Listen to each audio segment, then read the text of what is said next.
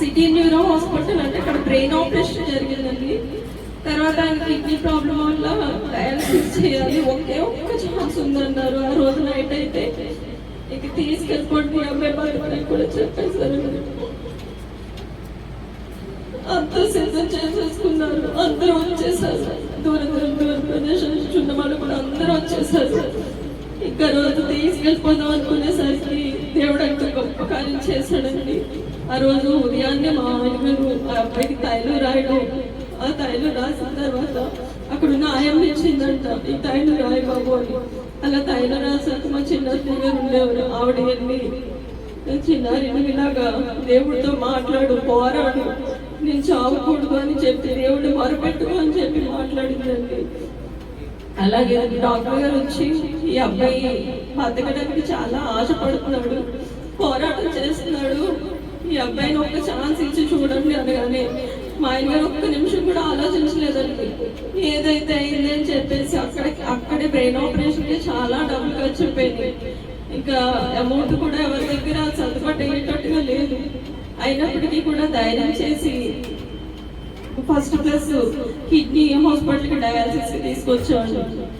ఎంత గొప్ప కార్యం అంటే ప్రతి దాంట్లోనూ కూడా అక్కడ మొదలైందండి దేవుని చిత్తం, ఆయన ఏర్పాటు. అక్కడి నుంచి దేవుడు ఆ బిడ్డను అసలు వదిలిపెట్టలేదండి. ప్రతి విషయంలో, ప్రతి ట్రీట్మెంట్ లో కూడా ఆయన ఎంతగానో తోడుగా ఉన్నారండి. ఆ రోజు మా ఆయన గారు పాస్టర్ గారికి చేయడం, ఫోన్ ఆయన ఇంటికి రావడం, ఆ డయాలసిస్ చేయడానికి కూడా అమౌంట్ విషయంలో కూడా చాలా గొప్ప కార్యాలు చేశారండి.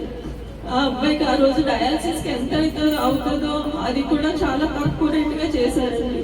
ఆ బిడ్డ పట్ల ఎంతో కృప చూపించారు. అలాగే ఇప్పుడు 16వ తారీఖు డిశ్చార్జ్ అయిపోయారు. అసలు బ్రెయిన్ ఆపరేషన్ చేస్తే ఎవరు ఏమి గుర్తుండవంట, పిచ్చి పిచ్చిగా మాట్లాడతారంట. కానీ దానికి అన్ని గుర్తున్నాయండి. ప్రతి విషయం చిన్నది చిన్నప్పుడు జరిగింది, 10th క్లాస్ లో జరిగింది, ఇంటర్లో జరిగింది, ప్రతి విషయాన్ని మాట్లాడుతున్నాడండి. అందరినీ గుర్తుపడుతున్నాడు, ఏది మర్చిపోలేదు. అన్ని విషయాల్లో చాలా గొప్పగా ఉన్నాడండి. అలాగే కాలు కూడా చెయ్య పడిపోయింది, అది కాలు కూడా ఫిజియోథెరపీ ద్వారా మూవ్ అవుతుందండి దేవుని కృప వల్ల. అలాగే ఈ హాస్పిటల్లో వచ్చాక కందులు దుర్గేష్ గారికి మేమైతే చెప్పలేదు, అబ్బాయి అప్పుడు చేశాడంట కందులు దుర్గేష్ గారి దగ్గర. అది ఎలా తెలిసింది వాళ్ళ పిఏ వచ్చి చూశారు. వాళ్ళ అబ్బాయి గారేమో డాక్టర్ అంట, ఆయన కూడా వచ్చి కలిసి ఈ అబ్బాయికి ఏ ట్రీట్మెంట్ లోనూ తక్కువ కాకూడదు, ఈ అబ్బాయికి ఎంత బెస్ట్ ట్రీట్మెంట్ ఇస్తారో ఇవ్వండి అని చెప్పి ప్రతి డాక్టర్ కి ప్రతి రోజు 2 రోజులకు సారన్నా వచ్చి చూసి వెళ్ళేవారండి. అట్టి కృపని డాక్టర్ గారి ద్వారా దేవుడు ఎంతగానో ఆ అబ్బాయి పట్టి చూపించారండి. అలాగే బిల్ విషయంలో మాస్టర్ గారు ప్రార్థన చేశారు, ఇలా అమౌంట్ చాలా అవుతుంది అని చెప్పుకుంటే, అమౌంట్ కూడా మీకు అన్ని విధాలుగా అడ్జస్ట్ అవుతుందమ్మా, ప్రతి ఒక్కరు ఏదో సాయం చేస్తారని అట్టి రీతిగానే ఎవరో ఒకరు ఎంతో కొంత అమౌంట్ ఇచ్చేవారండి.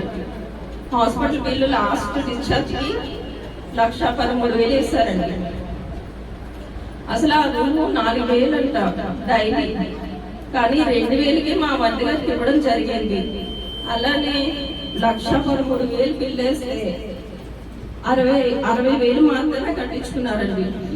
ఆ బిల్లు విషయంలో కూడా అసలు డాక్టర్లు 1 రూపాయి కూడా తగ్గించారు.